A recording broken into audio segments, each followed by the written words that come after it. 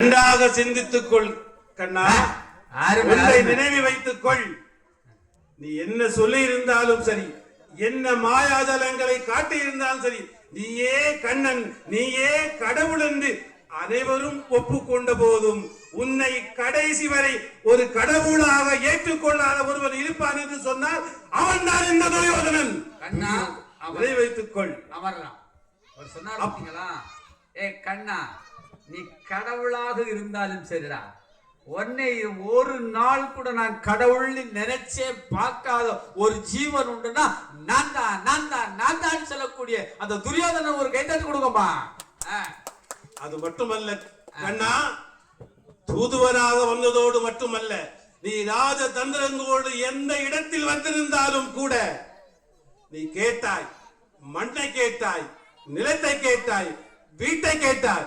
நான் கொடுக்க வேண்டும் என்று விரும்பி இருந்தால் நாட்டை தந்திருக்கலாம், நாட்டிலே பாதியை தந்திருக்கலாம், நீ கேட்ட 5 நிலங்களை தந்திருக்கலாம், 5 பிரதேசங்களை தந்திருக்கலாம். கடைசியாக கேட்டாய் 5 வீடுகளையாவது கொடு என்று. நான் 5 வீடுகளையாவது தந்திருக்கலாம். என்ன சொன்னேன் தெரியுமா? ஊசி குத்த கூட இடம் தர மாட்டேன் என்று அந்த அளவு உறுதியாக சொன்னவன் இந்த துரியோதனன். அதனால்தான் இந்த பாரத போருக்கு அடித்தள காரணமே அமைந்தது என்பதை நடுவர்களே நீங்கள் புரிந்து கொள்ள வேண்டும். உனக்கு என்னப்பா பிரச்சனை? உனக்கு என்ன எல்லாம் வேணும்? இது யாருப்பா? நீதிபதி அவர்களே, இது யாரு? என்னுடைய நல்ல நண்பன், உங்களுடைய நண்பன், எனக்கு வாழ்வு கொடுத்த நண்பன், வாழ்வை கொடுத்தவன். உண்மையிலே பொதுவா பொம்பளை பிள்ளை தான் வாழ்க்கை கொடுக்கும், இங்க ஒரு ஆம்பளை உங்களுக்கு வாழ்க்கை கொடுத்துருக்கார். அதாவது உயிர் காப்பான் தோழன். ஆமா, கண்ணீர் வந்தால் துடைப்பது உறவாக இருக்கலாம், கண்ணீர் வந்தால் துடைப்பது உறவாக இருக்கலாம், கண்ணீரே வராமல் பார்ப்பதுதான் உண்மையான நட்பு. என்னுடைய நண்பர், கண்ணீரே வராமல் துடைப்பதுதான் நட்பு.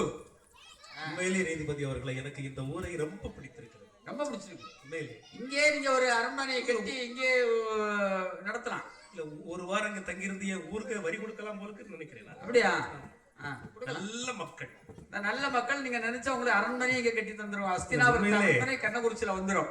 பெருந்தலைவர் அங்கே இருக்கிறார், விண்ணகத்திலே பெருந்தலைவர் இருக்கிறார். பெருந்தலைவர் உங்க கூட தாங்க இருக்காரா?